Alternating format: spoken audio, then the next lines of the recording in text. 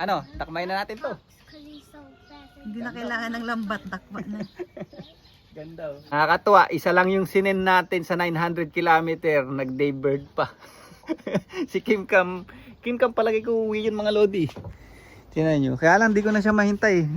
Okay lang na, hindi siya mag-clock sa 700 kilometer. Oh.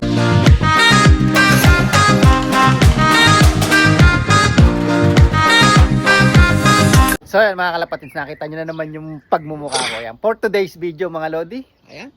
Nag-aabang pa rin tayo kay Kim Cam. 11:30 na dito ng tanghali. At wala pa si Kim Cam mga lodi. So kahapon yan nakapagpa-daybird tayo ng 900 kilometer. More or less yung distance on air distance mga lodi. Tawid dagat yun mga lodi. At nakakatuwa. At mamayang konti hindi ko na nga kinabit yung clock ko mga lodi. Hindi ko na kinabit yung clock ko. Dahil dadalhin natin yung clock natin kay Roger Smith. Di tayo pupunta sa strike, papadala lang natin yung clock natin. At yan, good luck, good luck. Konti lang daw nakapagpaklak kahapon mga lodi. Mga ang sabi may mga naka-message ako na ibang tropa natin wala rin silang paklak sa 900 km pero may paklak sila sa 700 km.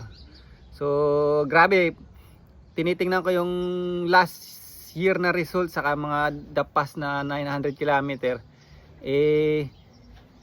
yan paiba-iba na every year, pahirap yung race mga lodi. So tingnan na lang natin kung ano yung maging resulta nitong daybird natin ng 900 km. I-drop off natin kay Roger Smith ang ating clock. Ayan, so balitaan ko na lang kayo kung ano yung magiging race result mga lodi.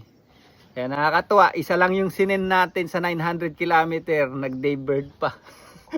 Si Kim Cam palagi ko uwi yun mga lodi. Tingnan nyo, kaya lang di ko na siya mahintay. Okay lang na, hindi siya mag-clock sa 700 kilometer. Oh, doesn't really matter na yun. Mahalaga, makauwi siya ngayong araw mga lodi. Ayan oh. So, kung matatandaan nyo mga lodi. Ayan, si 499. Ayan si 499 hen mga lodi na so naalala nyo yung unang 700 km natin na itong dalawa na ito halos 2 minutes lang yung pagitan, si 499 and then si Pearl Eye mga lodi. Pero tinabi ko na nga itong si 499 hen dahil ipinaris ko siya dito sa ayan, ipinaparis ko palang pala ayan, dyan sa inbreed ni paring stable mga lodi. Ayan, palagay ko meant to be silang dalawa Ayan, so tingnan na natin kung ano yung magiging result. Kasi gusto ko makauwi si Kim Cam para may pang 1,200 km tayo mga lodi. Pero itong si Pearl Eye, yan, medyo nagdadalawang isip pa ako mga lodi kung isasakay natin siya sa 1,200 km. Ang malaga ngayon, ma-recover natin at titingnan natin kung ano yung race result. Alright, malay mo. Tingnan na natin mamaya. Wala yung mga tropa natin si mukhang nalagay na sa delata. Wala na. Patay tayo dyan. Dito na tayo kay Roger mga lodi Ito yung clock natin.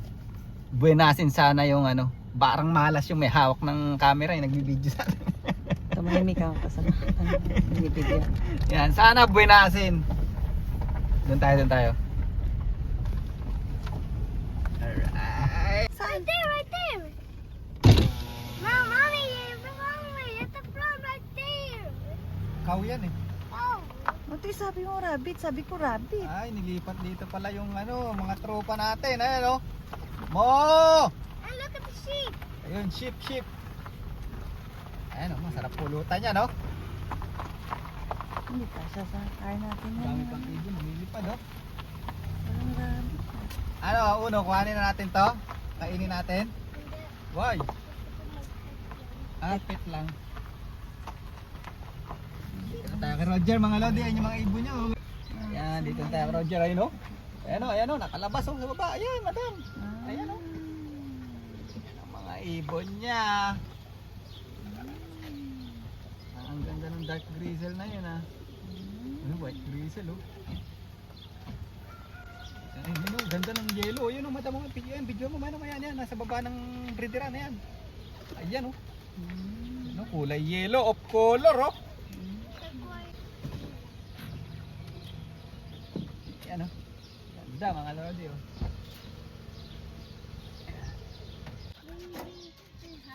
Ano mga lodi, dakmay na natin to? Ano, dakmay na natin to? Because he's so fast. Hindi na kailangan ng lambat, takbo na. Ganda oh. Kulay yelo. Si Roger. Ganda oh. Yan ang gusto ko, yung blue bar. Ayan, nasa taas oh. Mukhang tigasin. Baka umalis sila, wala si Jack eh.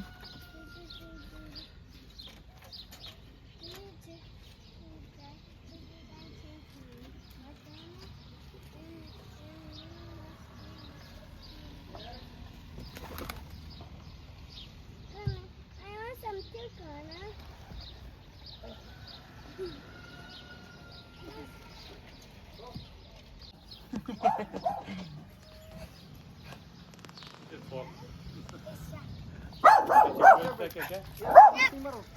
Hi Jack. Wala si Jack. Son. Son, see Jack. It's behind us. He's coming right now. This Jack is not by us.